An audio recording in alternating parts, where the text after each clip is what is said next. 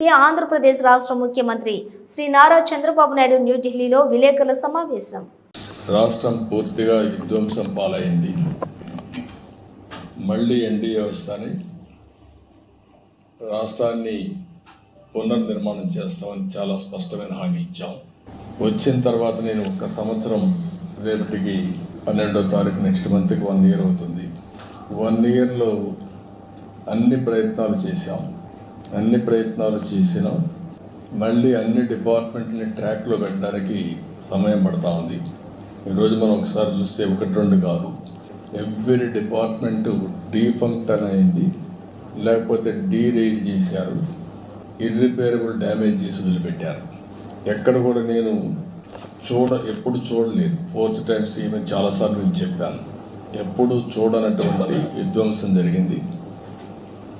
అయితే వేరే మార్గంలో దీన్ని మళ్ళీ ట్రాక్ మీద పెట్టి రీబిల్డ్ చేయడం తప్ప వేరే మార్గం లేదు.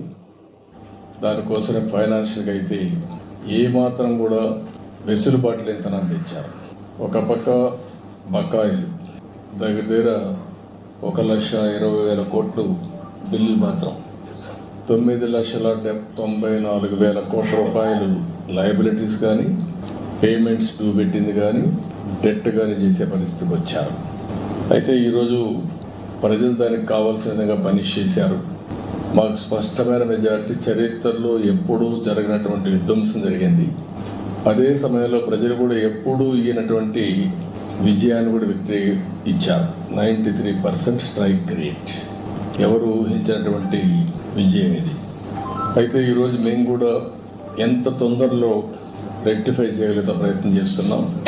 ఒక పక్క అమరావతి, ఒక పక్క పోలవరం, ఇంకో పక్క విశాఖపట్నం స్టీల్ ప్లాంట్ని ఒక ప్యాకేజ్ తీసి మళ్ళా రివైవ్ చేయడం, విశాఖపట్నం రైల్వే జోన్, ఇండస్ట్రీస్ కూడా డొమెస్టిక్ ఇన్వెస్ట్మెంట్ ఈ సంవత్సరంలో హైయెస్ట్ ఆంధ్రప్రదేశ్ రావడం, ఇవన్నీ కూడా చేసుకుంటున్నాయి. ఈరోజు నేను వచ్చింది, ఇక్కడికి వచ్చినప్పుడు 5-6 మంది మంత్రుల్ని, 7 మంది మంత్రులు కలుస్తున్నాను. ఒకటి ప్రహ్లాద్ జోషిని కలిసాం. Andhra Pradesh integrated clean energy policy ఒకటి తీసుకొచ్చాం. ఈ పాలసీ ప్రకారం 72 గిగావాట్ల పవర్ని గ్రీన్ ఎనర్జీ ఉత్పత్తి చేస్తామని చాలా స్పష్టమైన హామీ ఇచ్చాం. ఒరిజినల్గా అయితే 160 గిగావాట్లు ఉత్పత్తి చేయాలని, దేశం మొత్తం 500 గిగావాట్ల non fossil fuel based energy capacity తయారు చేయాలని ఒక లక్ష్యంగా పెట్టుకున్నారు.